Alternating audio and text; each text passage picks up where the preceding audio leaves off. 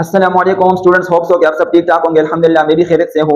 जैसा कि हमने डिस्कस किया था कि हम स्टडी करेंगे फॉर एग्जांपल फर्स्ट एड की जो कंडीशन हमने डिस्कस की थी, मायोकार्डियल इंफार्क्शन हो गया, एसिड रेस्पिरेशन और भी बहुत सारे।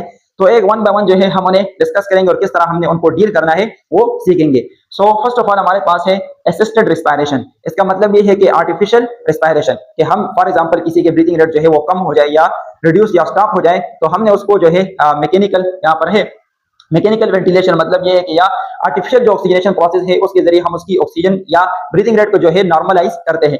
सो फर्स्ट ऑफ ऑल हमारे पास है रिस्पायरेटरी इमरजेंसीज। रिस्पायरेटरी इमरजेंसीज जो है ये वो कंडीशंस है जिसमें आपके पास जो है ब्रीथिंग रेट नॉर्मली 14 to 20 है, अगर ये स्टॉप हो जाए या रिड्यूस हो जाए तो इन दोनों कंडीशन में जो है जो हमारे पास इमरजेंसी आएगी वो क्या होगी, रिस्पायरेटरी इमरजेंसी। अब इसकी जो असिस्टेड रिस्पायरेशन है इसकी डिफिनेशन क्या है, तो वो है the flow of air to the lungs by artificial procedure. मैंने पहले भी बता दिया कि फॉर एग्जांपल किसी की ब्रीथिंग रेट कम हो जाए या स्टॉप हो जाए तो हमने जो है आर्टिफिशियली जो है हमने क्या करना है, उसको ऑक्सीजनेशन प्रोवाइड करनी है या मैकेनिकल वेंटिलेशन के जरिए या ऑक्सीजन थेरेपी करनी है ताकि उसकी जो ब्रीथिंग रेट है वो नॉर्मल हो जाए। बेसिकली हम जो इनहेल करते हैं उसमें ऑक्सीजन है, तो जब ऑक्सीजन नहीं होगा ब्रीथलेसनेस काज होगी, ठीक है, तो आपको ऑक्सीजन जो है बाहर से यानी आर्टिफिशियल वे में दी जाती है, प्रोवाइड की जाती है ताकि आपकी जो ब्रीथिंग रेट है वो नॉर्मलाइज हो जाए। इसी तरह फॉर एग्जांपल यहाँ पर एस्टिमेट दिया गया है कि अगर एक बंदे की जो ब्रीथिंग रेट है वो स्टॉप है या कम है तो 6 मिनट तक जो है वो जिंदा रह सकता है। और जो ब्रेन है दैट आर सेंसिटिव टिश्यूज, तो मतलब ये सेंसिटिव ऑर्गन है सॉरी, तो इसके लिए 4 मिनट है। फॉर एग्जांपल अगर 4 मिनट तक ब्रीथिंग रेट या ऑक्सीजन जो है सप्लाई बंद हो जाए ब्रेन तक, तो ये जो है इसकी डेथ काज हो सकती है। Then we have the causes of assisted respiration. मतलब ये है कि हमारे पास जो रिस्पायरेटरी इमरजेंसीज है इसके काजेस क्या है, ये क्यों होती है। सो फर्स्ट ऑफ ऑल हमारे पास है टंग ड्रॉइंग बैक। सबसे पहले आप जो है शरारती है, ठीक है, अपनी जबान के साथ हर वक्त खेलना भी नहीं चाहिए। फॉर एग्जांपल अगर यही जबान जो है पीछे की तरफ चलाए, पीछे की तरफ चली जाए, ऐसा नहीं कि यहाँ से स्टार्ट से लेकर पीछे मुड़ गई, इस तरह नहीं है। फॉर एग्जांपल ये बैक ऑफ द टंग अगर पोस्टीरियर तरफ पीछे की तरफ चली जाए तो आपकी जो ब्रीथिंग रेट है वो कम हो सकती है। Next we have inhale the food, smoke, irritant और द फॉरेन पार्टिकल। मतलब ये कि आपने कोई चीज इनहेल किया, ठीक है, हर चीज को चखने की आदत है आपको, तो आपने कोई चीज जो है इनहेल किया, फॉर एग्जांपल उसमें पॉइजन था या वो टॉक्सिक था, तो भी आपको आपकी ब्रीथिंग रेट को कम कर सकती है। या फॉरेन पार्टिकल का मतलब ये है कि कोई मेटल हो, फॉर एग्जांपल आपने कोई सिक्का वगैरह, या जो बच्चे होते हैं उमूमन तो फॉर एग्जांपल सिक्के या कोई और मेटल जो है इनहेल कर लेते हैं, जिसकी वजह से उनकी रेस्पिरेशन रेट जो है वो कम हो सकती है। Third we have compression of the neck. ठीक है, आपकी लड़ाई वड़ाई हो रही है, ठीक है, तो आपकी गर्दन को किसी ने दबा दिया तो डायरेक्टली जो है आपकी ब्रीथिंग रेट कम हो सकती है, बिकॉज यहाँ पर क्या है, रिस्पायरेटरी सिस्टम के पार्ट्स है larynx, pharynx and the trachea. Then we have the respiratory disease, या जितने सारे भी respiratory disease, for example COPD हो गया, या एस्मा है, या फॉर एग्जांपल ट्यूबरक्लोसिस है, या निमोनिया है, जितने सारे भी रिस्पायरेटरी डिजीजेस है उनकी वजह से भी आपकी ब्रीथिंग रेट जो है वो इफेक्ट हो सकती है। Next we have the drowning. Drowning का मतलब ये कि कोई बंदा जो है पानी में डूब गया, ठीक है, तो उसकी जो ब्रीथिंग रेट है वो भी ऑटोमेटिकली कम हो जाती है, क्योंकि उसकी तमाम जो पार्ट्स है वो क्या हो जाते हैं, बंद हो जाते हैं। देन हमारे पास आ जाते हैं for example fill with the water. Drowning में क्या होता है, मतलब अगर आप डूब गए तो आपकी जो ऑक्सीजनेशन रेट है वो कम हो जाती है। Then we have the strangulation. अब स्ट्रेंगुलेशन जो है ये भी the type of the neck compression है, ठीक है, इसमें आपके मेनली जो है फॉर एग्जांपल ट्रेकिया पर दबाव हुआ जाए, या कैरोटिड आर्टरी, मतलब कैरोटिड आर्टरी जो है जो पल्स आर्टरी है, फॉर एग्जांपल पर आप पल्स रेट चेक करते हैं, अगर उस पर जो है कंप्रेशन आ जाए, फॉर एग्जांपल जब फांसी दी जाती है तो मेनली हमारे पास जो कैरोटिड आर्टरी है उस पर प्रेशर पड़ता है और नेक्स्ट हमारे पास जो ट्रेकिया है वो ब्लॉक होते हैं, तो इसी को हम कहते हैं strangulation. Then we have the combustible gases. या आप जो है कोई ऐसी जगह पर काम कर रहे हैं तो जहां पर कंबस्टेबल गैसेस है, कार्बन मोनोऑक्साइड हो गया, मीथेन हो गया, तो उसकी वजह से भी आपकी जो रेस्पिरेटरी रेट है या ब्रीथिंग रेट है वो कम हो सकती है। अब साइन एंड सिम्टम्स क्या है, फॉर एग्जांपल आपके जो ब्रीथिंग रेट जो है आपकी मतलब आप ब्रीथिंग रेट आपकी कम हो गई या स्टॉप हो गई, तो कौन कौन से कंडीशन, कौन कौन से साइन है, कौन कौन से सिम्टम्स है जो आपके बॉडी में रोनुमा होंगे या आपको दिखेंगे।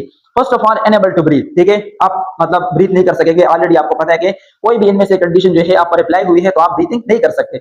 Next we have the loss of the consciousness. Consciousness मतलब ये कि आप जो है वॉलंटरी से इनवॉलंटरी में चले जाएंगे, ठीक है, मतलब आप अपने होश में, होश हवास में नहीं होंगे। जनरल पेलर, आपका जो कलर है, कलरेशन है, वो जनरल फॉर्म मतलब जो है फॉर एग्जांपल नॉर्मल कलर से वो चेंज हो जाएगा टुवर्ड दी येलो, मतलब पीला सा रंग, मतलब जर्द सा रंग आपके फेस पर या आपके बॉडी पर, आपकी बॉडी मतलब जो आपकी स्किन है वहां पर रोनुमा होगी। Then we have difficulty in the breathing, और आपको ब्रीथिंग में डिफिकल्टी होगी। Last symptom may be no visible breathing.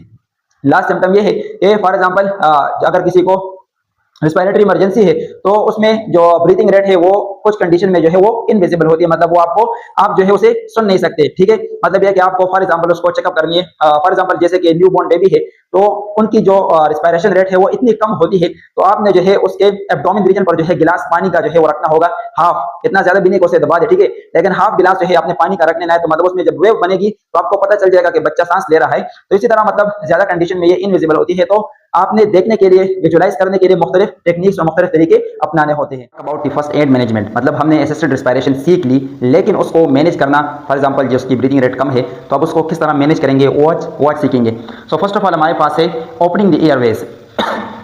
Airways का मतलब ये कि फॉर एग्जांपल आपका जो रिस्पायरेटरी ट्रैक है, फॉर एग्जांपल आपसे आपके नोज से लेकर एल्विलाई तक, ठीक है, नोज से, फेरिंग से, लेरिंग से, इसी तरह ट्रैकिया है, ब्रोंकाई, ठीक है, ब्रोंकियोल्स और एल्विलाई, तो मतलब उनको ओपन करने के लिए फर्स्ट ऑफ ऑल आपने ये कोशिश करनी है कि उनको ओपन किया जाए ताकि उसकी ब्रीथिंग रेट जो है वो बहाल रहे। Second we have victim in supine position. अब हमारे पास मुख्तलिफ पोजीशन है इन एनाटमी, जनरल एनाटमी से आप सीख सकते हैं, लेक्चर ऑलरेडी प्लेलिस्ट में पढ़े हैं।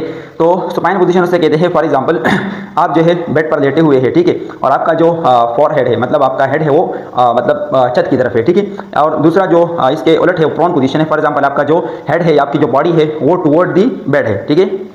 और इस तरह एनाटॉमिकल पोजीशन है तो एनाटॉमिकल पोजीशन में स्ट्रेट पोजीशन है, मतलब आपके हैंड जो है बिल्कुल एरेक्ट होते हैं, सीधे होते हैं, तो मतलब मुख्तलिफ टाइप ऑफ की पोजीशन है। तो आपने इस कंडीशन में जो पेशेंट है उसको कौन से पोजीशन में होना चाहिए, सुपाइन पोजीशन में होना चाहिए।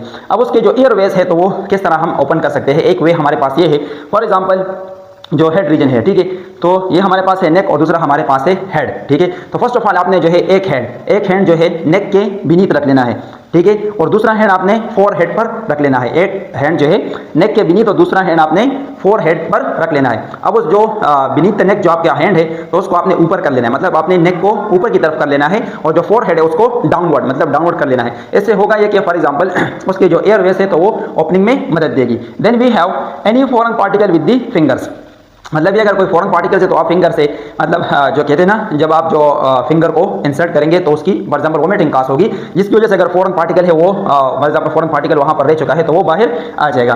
Then we have the Heimlich manoeuvre. अब ये वो प्रोसेस है, ठीक है, इसको भी इससे समझते हैं। फॉर एग्जांपल आपकी बॉडी है, ठीक है, आपके बॉडी में for example first of all chest cavity and below the chest cavity you have the abdominal cavity. So अब एब्डोमिनल कैविटी में हमारे पास एक मसल है that connect the abdominal cavity to the chest cavity, वो क्या है, डायफ्राम, ठीक है। अब डायफ्राम की जो आप डायग्रामेटिकली स्ट्रक्चर आप देख ले तो उसमें एक पेरिफेरी मसल से और एक हमारे पास जो सेंटर में है सेंट्रल टेंडन।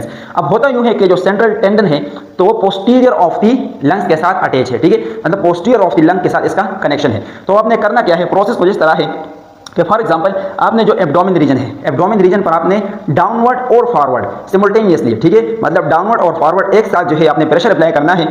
उसकी वजह से प्रेशर अप्लाई होगा डायफ्राम पर, और डायफ्राम जो है सीधा प्रेशर अप्लाई करेगा पोस्टीरियर ऑफ दी लंग्स पर, तो जिसकी वजह से हमारे पास जो एक्सपायरेशन रेट है वो ज्यादा होगी। और फॉर एग्जांपल अगर कोई पार्टिकल हो या फॉरेन पार्टिकल हो या मतलब डस्ट पार्टिकल है तो वो बाहर आ जाएगा, ठीक है। तो ये हमारे पास है हेमलॉस मैन्यूअर। देन हमारे पास है assisted respiration, okay, mouth to mouth breathing. For example road accident हुआ तो वहां पर जो है आपके पास जो वेंटिलेशन, मैकेनिकल वेंटिलेशन या ऑक्सीजन थेरापी वहां पर नहीं है, तो आपने माउथ टू माउथ ब्रीदिंग देनी है, लेकिन ख्याल करना है ये पाकिस्तान है, ठीक है। देन हमारे पास है assisted respiration till the victim start to breathe spontaneously, और आपने जो है असिस्टेड रिस्पायरेशन या आर्टिफिशियल रिस्पायरेशन तब तक नहीं हटानी जब तक वो पेशेंट जो है अपनी ब्रीथिंग रेट स्टार्ट न कर ले।